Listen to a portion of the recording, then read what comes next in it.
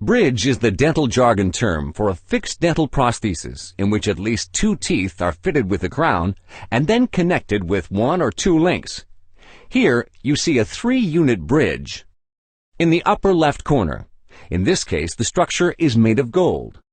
In the center, you can see an illustration of how the gap in the teeth is closed with this bridge. Below it, you can see the bridge as it's seen from the outside. Normally, the pontic is bounded on the left and on the right by teeth serving as abutments.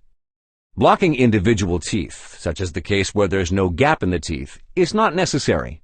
The dental technician and the dentist are spared work by blocking the crowns, but that presents disadvantages for you, the patient.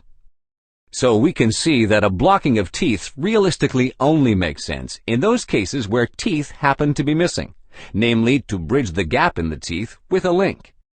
Sometimes overhanging bridges are made, for example in cases where 2 neighboring teeth are blocked and an end link is left hanging over. Such constructions can be legitimate if they are prepared towards the front, meaning away from the jaw joint, and with no more than 1 tooth as the overhanging link. Towards the rear or towards the jaw joint, for example as a replacement for a molar, such bridges do not make sense. The highest chewing pressures are found in the posterior region, as you would with scissors. This is the reason why molars have such massive roots. The high chewing pressures act on the overhanging link, and in combination with the leverage effect, the abutment teeth are exposed to severe stress. Bone resorption and damage to the teeth over a number of years can be the result. Also, bridges should not be constructed with spans that are too long. This too leads to excessive stress on the abutment tooth and thus to the loss of teeth, in most cases years later. More and more, the trend is towards creating realistic reconstructions.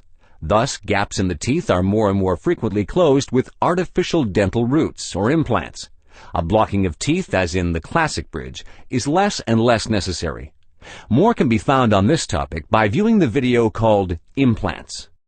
There can be huge differences in the execution of bridges, more specifically in the way teeth are cut. That's why some bridges last 30 or more years, while others last only a couple of years. For the important aspects concerning bridges, for example, why in some cases gums often recede with bad bridges, check out the content of the video entitled Crown. A good bridge doesn't cause any inflammation and/or recession of the gums, if it's not recognizable and lasts for several decades. Even if the bridge has to be replaced at some point in time, the tooth stumps underneath should still be fine.